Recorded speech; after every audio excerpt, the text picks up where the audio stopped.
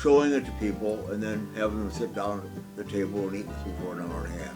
The train is the hook to get them here, kind of. But the conversation is what I really like. So. Wilbur McFadden is not a typical model train enthusiast. He didn't have some memorable childhood experience taking a cross-country train trip.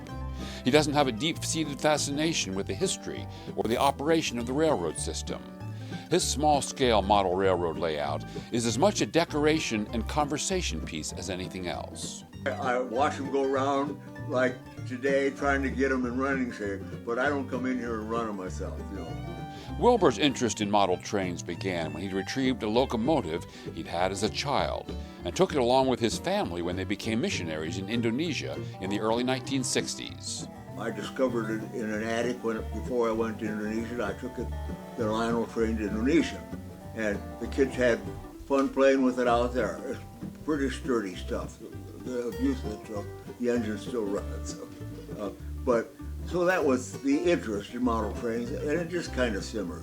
After returning to the U.S. and becoming a family physician in North Manchester, Indiana, he discovered there were several different sizes of model trains, what was called the Lionel size, then the more popular HO, a smaller size called N gauge, and then an even smaller size, the Z scale, which he eventually discovered fit his needs perfectly. When we moved to Manchester, we set up an HO train on a door, and we kind of putzed it on. We worked on it, but it was never anything that was really compulsive for any of us. It took a long time to get it, and the most important part of the train for running is laying the track, and that's the thing you have to do first. And I don't think our track worked very well on that train. So after that, I paid real attention to the train. Then I got interested in N gauge. And I like the idea of a lot of trains, or trains, a lot of track in a very small area. And I was working on the N gauge, and I put my HO by Lionel train up in the basement, and I was taking some of the Lionel engines I had over to George's train shop in Roanoke when I ran across the Z gauge. And I just knew just enough about model trains to know that a Z gauge was pretty well made.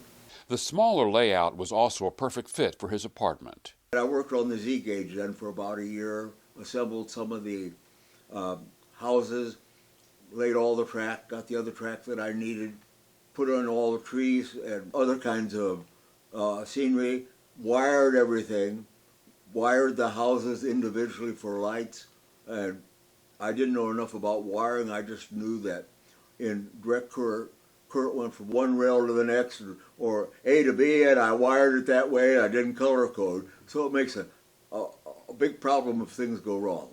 McFadden describes his wiring knowledge as hit or miss, or trial and error.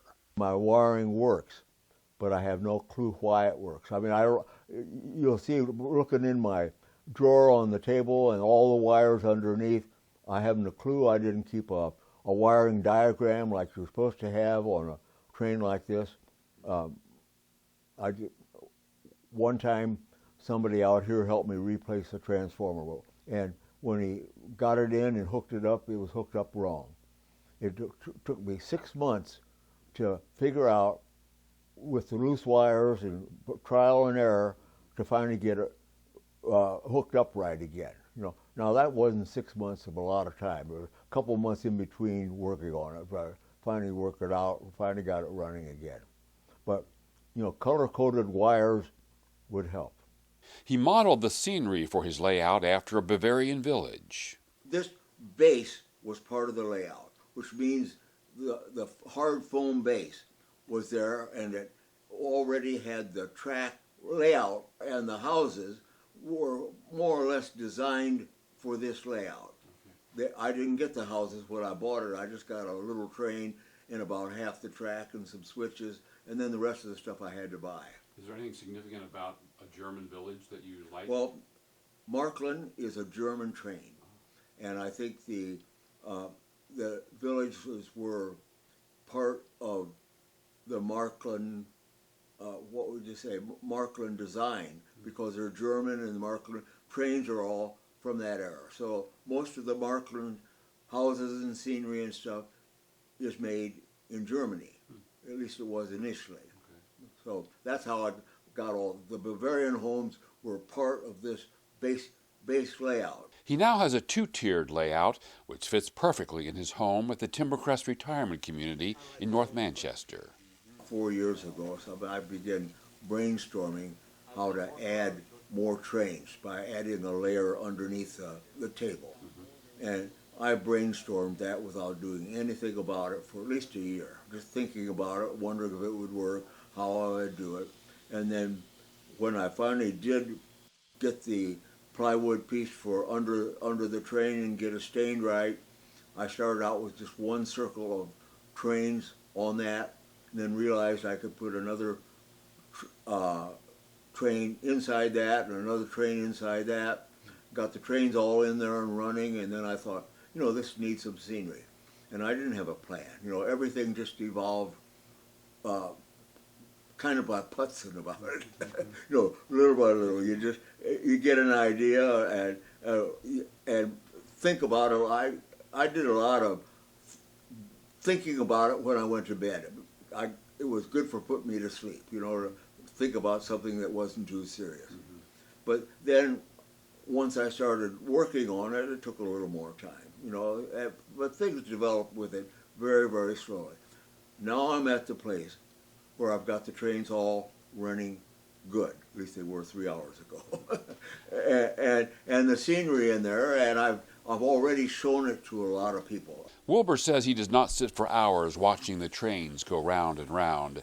The satisfaction comes from knowing that he created this very intricate work of art with lots of moving parts that are held together by a delicate balance of technology and sometimes old-fashioned luck.